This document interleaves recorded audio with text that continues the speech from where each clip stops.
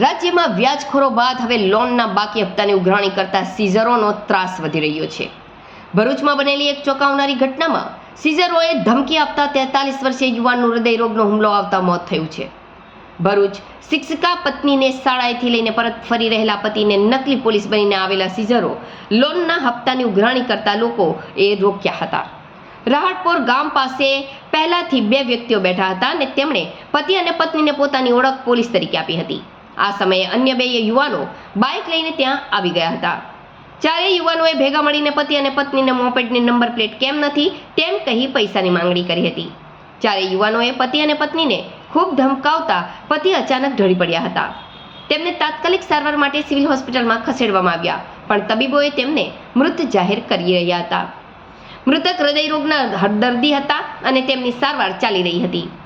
ભરૂચના બોલાવ વિસ્તારમાં રહેતા ઉર્વિશ બિપિનભાઈ મોદી ઉંમર વર્ષ 43નાઓ પોતાનું એક્ટિવા લઈને રાહટપોર રોડ પરથી પસાર થઈ રહ્યા હતા.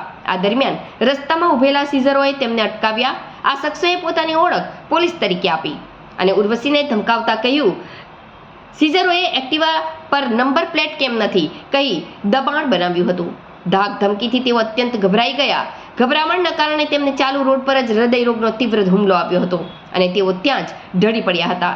આ ઘટનાને પગલે સ્થાનિકો એકઠા થયા હતા, પરંતુ હોસ્પિટલ પહોંચે તે પહેલા જ તેમણે દમ તોડી દીધો હતો. પત્નીના હૈયાફાટ રુદને વાતાવરણને ગમગીન બનાવી દીધું છે. મૃતક ઉર્વિશ મોદીને હૃદયની બીમારી હોવાથી તેમની સારવાર ચાલી રહી હતી અને તેમનું હૃદય માત્ર 25% જ કામ કરી રહ્યું હતું.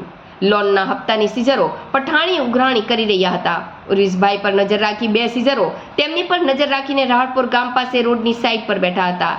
મને મારા પતિ સ્કૂલેથી લઈને આવતા હતા. રસ્તામાં ત્યારે 2 જણા બેઠા હતા. તેમણે અમને જોઈને અમારી એક્ટિવા રોકાવી દીધી. તેમણે અમને એક્ટિવા રોડની સાઈડ પર લેવા માટે કહ્યું. આ સમયે બીજા 2 માણસો બાઇક લઈને ત્યાં આવ્યા. આ લોકો અમને કહેવા લાગ્યા હતા કે અમે પોલીસના માણસો છીએ. પછી કહે કે નંબર પ્લેટ કેમ નથી લગાવી, તો 3 મહિનાથી ગોળ ગોળ ફેરવે છે, અત્યારે પૈસા આપ એવું કહ્યું. અને મારા પતિએ કહ્યું, મેં અત્યારે મને હૃદયના રોગની સારવાર કરાવીને આવ્યો છું.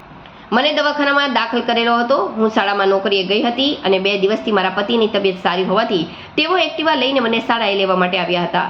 પોલીસના માણસો હતા અને પૈસાની માંગણી કરતા હતા. મારા પતિએ ફાઇલ બતાવી, પણ એ લોકોએ સાંભળ્યું નહીં. મેં કહ્યું કે 108ને ફોન કરો, મારા પતિને કંઈ થઈ ગયું છે. તેમણે માથું નાખી દીધું હતું. તરત જ અમે કોઈ ભાઈની કારમાં હોસ્પિટલ ગયા ત્યારે ડૉક્ટરે ના પાડી દીધી. ચારેય લોકોની ધમકીના કારણે મારા પતિનું મોત થઈ ગયું છે તેમ તેમના પત્નીએ જણાવ્યું હતું. મારું નામ નિકિતેશ બિપિનચંદ્ર મોદી છે. હું આ મરનાર વ્યક્તિનો મોટો ભાઈ છું. જે હું નોકરી પરથી નીકળીને આવતો હતો, રસ્તામાં મારી પર ફોન આવ્યો કે તમારા ભાઈની તબિયત એકદમ ખરાબ થઈ ગઈ છે. તો મારી ભાઈની વાઈફે મને જણાવ્યું કે અમે એને રંગૂન હોસ્પિટલમાંથી સિવિલ હોસ્પિટલમાં લાવીએ છીએ અને એમણે કીધું એ પ્રમાણે એની કોઈ લોન બાકી નહોતી.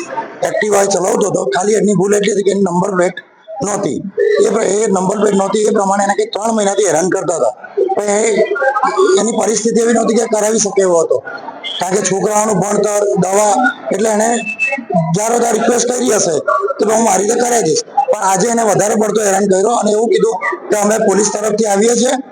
પણ એ લોકોએ ખાકી પેન્ટ પહેરી હતી અને કે અમે પોલીસ વાળા તરફથી છે ને અમે પૈસાની માંગણી કરી કે અમે તને છોડીએ નહીં, તું પૈસા આપ. તો મારા ભાઈ એવું પણ કીધું કે ભાઈ મારી તબિયત નથી સારી, મારી ઓલરેડી દવા ચાલે છે, હું હાર્ટનો પેશન્ટ છું, તમે મારી કન્ડિશન સમજો. પણ કોઈ સમજવા તૈયાર નથી, બસ પૈસાની પાછળ જ દોડતા હતા. તો આવું ક્યાર સુધી ચાલશે? આવા કેટલા નિર્દોષોની હત્યા કરશે આ લોકો?